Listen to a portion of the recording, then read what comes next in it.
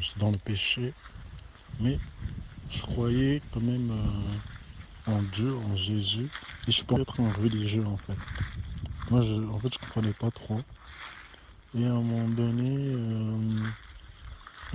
j'étais chez moi dans la chambre de ma soeur. Il y a le Seigneur qui me parle et qui dit descends, on va dans la chambre des invités, prends la Bible et lis-la. Du coup, je descends, je vais dans la chambre des invités.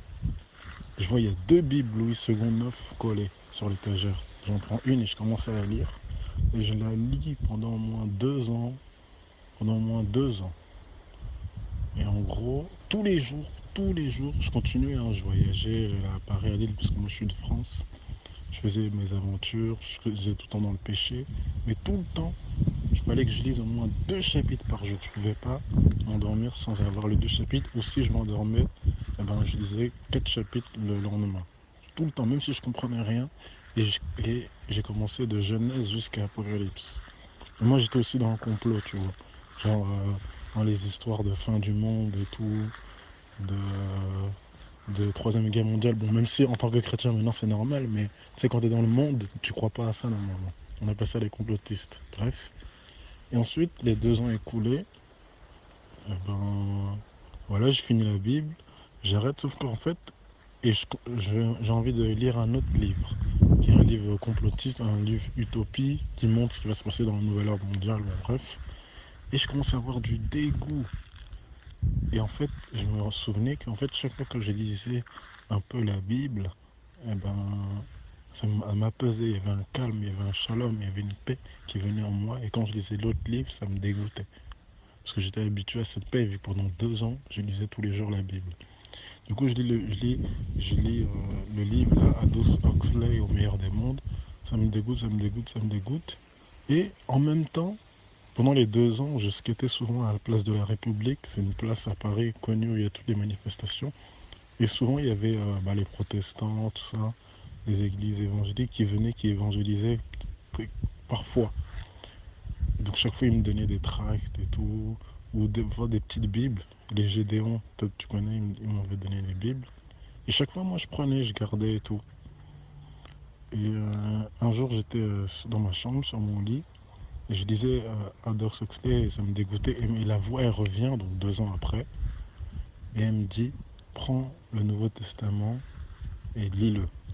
Je suis OK, et je commence à lire le Nouveau Testament. Et du coup, c'est les évangiles, on dirait que je tombe sur les évangiles. Déjà avant, avant de lire le livre complotiste, pendant mes 2 ans où je lisais la Bible normale, quand j'étais arrivé aux évangiles, c'est comme s'il y avait une lumière, tu vois. Genre, je comprenais rien, mais c'était comme s'il y avait une lumière, une petite lumière. Et là, quand j'ai relu le Nouveau Testament, là, les évangiles, et là, c'est comme si la lumière, elle avait intensifié, tu vois. Genre, je lisais, les pages, elles sont éclairées. Donc, je lis les aventures de Jésus, tout ça, de Yeshua. Et là, je suis quand même frappé parce que déjà, je vois comment il marche, comment il parle, comment il agit. Et j'étais quand même choqué. Parce que j'avais jamais vu. En fait, c'est comme si c'était la personne que je voulais le plus ressembler. Pourtant, je connaissais du monde et tout. Je connaissais les tendances et tout. Mais j'avais jamais vu un homme comme ça. Et franchement, ça m'avait vraiment. Avant même que j'arrive aux histoires de la croix, mort et crucifié, juste comment il parlait, juste son témoignage, ça m'avait quand même choqué. Et moi, en tant que, on va dire, religieux selon les hommes, je pensais que moi, c'était bien. Mais en fait, je comparais ma vie avec lui et je voyais qu'en fait, j'étais dans le péché. J'étais dans le péché, du coup, je voyageais de moins en moins, il y avait des choses que je me privais. Ensuite, il me parlait aussi, je m'étais fait priver des choses et tout, bref. Et à un moment donné, je tombe sur une vidéo d'un pasteur, enfin, un faux pasteur, maintenant, bref, je ne savais pas encore, mais qui disait quelque chose de vrai. En fait, j'étais tombé sur...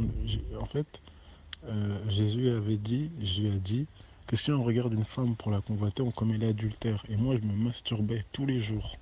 Et je me disais, mais est-ce que la masturbation, c'était un péché? Et du coup, je tape sur Google, je tombe sur la vidéo du gars, et il dit, oui, c'est un péché, nanana. Et je fais quoi? Je savais même pas. Du coup, j'essaye de moi-même d'arrêter.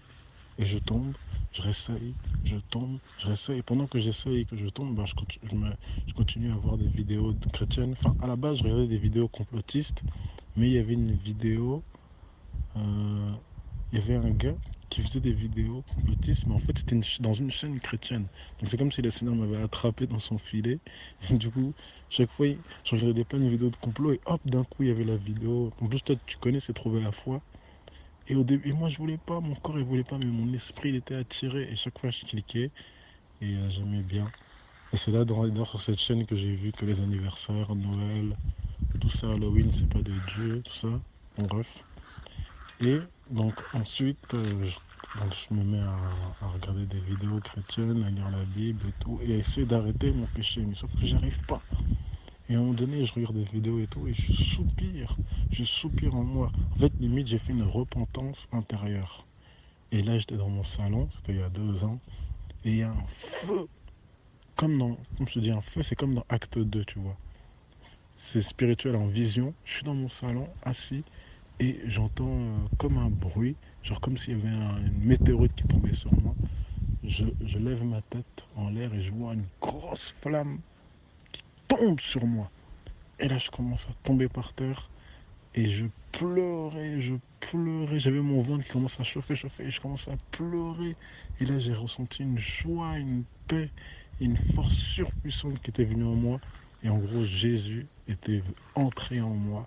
L'Esprit Saint, le Saint-Esprit, Dieu, Elohim lui-même est venu en moi. Et là, depuis ce jour-là, je ne me suis plus jamais remasturbé et j'étais totalement changé. Genre, tous les gens qui ne confessaient pas Jésus, je me suis désabonné sur Instagram. J'ai même avant cela, j'ai arrêté la musique mondaine. En fait, tout ce qui rien à voir, tout ce qui a rien à voir avec Jésus, j'ai abandonné et j'ai commencé à être zélé. J'ai commencé à mettre des t-shirts I love Jesus, à parler de Jésus à tout le monde, à lire la Bible à fond. Je mangeais, je mangeais, je mangeais. Là, je lisais plus que 2 chapitres, je lisais au moins, je sais pas combien. En plus, vu que j'avais recommencé, bref, j'ai mangé la Bible. Et voilà. Du coup, ça, c'est le début de mon histoire. Après, il s'est passé encore plein de trucs, hein, mais bon, tu voulais savoir mon témoignage.